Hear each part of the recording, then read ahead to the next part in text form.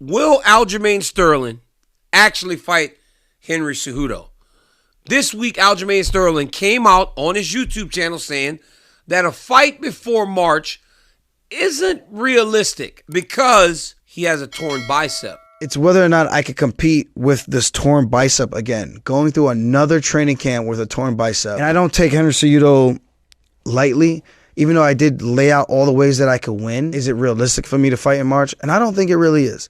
He's had this torn bicep for the last 2 training camps is what he said.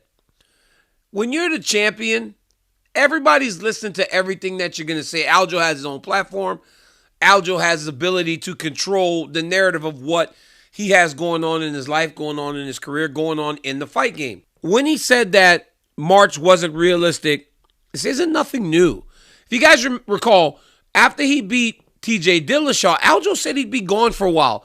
And me and Ryan were talking on my show on ESPN, and I said, if the UFC saying around March, I'm thinking Aljo's going to fight around March. Next thing you know, bam, people feel like Aljo's fighting Henry in March. Unfortunately, he's probably going to take a stand now. Because if for 2 training camps he's had a torn bicep, hey, he beat Petr Yan with that torn bicep, avenging what was a catastrophic fight, the way that he was able to become the champion, but the domination that he was getting put on him leading up to the disqualification that ultimately got him the belt and started what was for Aljo a horrible, horrible start to a championship reign. He may not admit this openly and publicly, but I can tell you, Aljamain Sterling didn't like the way it felt when people were attacking him and the way that people were calling him not the champion and everything. Look, I started calling him champ because to me, he had the belt. I won the belt when the guy got disqualified from the competition.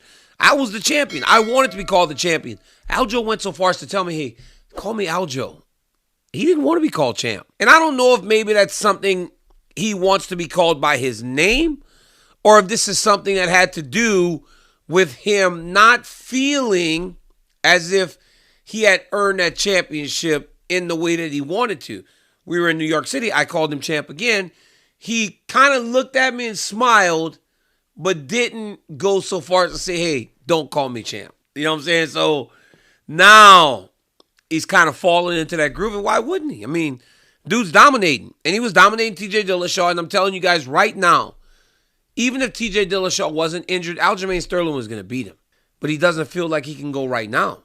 And honestly, to go right now against a guy like Henry Cejudo when you're not ready, that is not good. Because Cejudo is so thorough in his preparation that even though you might feel like he can be a joke at times, he can be cringe at times, this dude is a winner of the highest caliber, and he will put himself in a situation or a position where he's ready to dethrone Aljamain Sterling. And I feel like Aljamain Sterling needs to be 110% if he's going to fight the former double champion Henry Cejudo. Obviously, other people start chiming in. Sean O'Malley chimed in. Said that if Aljo Cormier, he called him Aljo Cormier, which is pretty funny and clever. I'll be honest, I'll give it to you. It's weird how they've turned Aljamain's name into all these other things. Cejudo calls him Aljamain. This guy calls him Aljo Cormier. Like, they're kind of messing with that man's name. I'd much rather be called champion. Chito Vera said we don't have a champ. O'Malley said he'd fight Cejudo if Aljo's unavailable. I'm in on that one. Don't do an interim, though. Don't do an interim title. Aljamain Sterling's the champion. He deserves time because he's been active. And he's fought everyone. Whoever they put in front of him, he fights.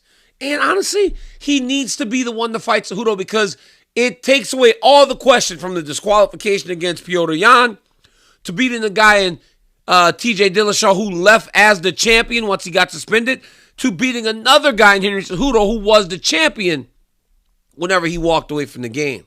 It's all out there for Aljamain Sterling, but it sounds like the champ is taking a stand with the torn bicep, so I don't think we'll see him in the octagon anytime soon as we get to the last 10 seconds of round 1. He's a real champ now. You can't doubt the Funk Master. And if you're not prepared, this dude will drag you into deep waters. I cannot wait to see him back in the octagon. Be 100% healthy, though, if you got to fight Henry Cejudo.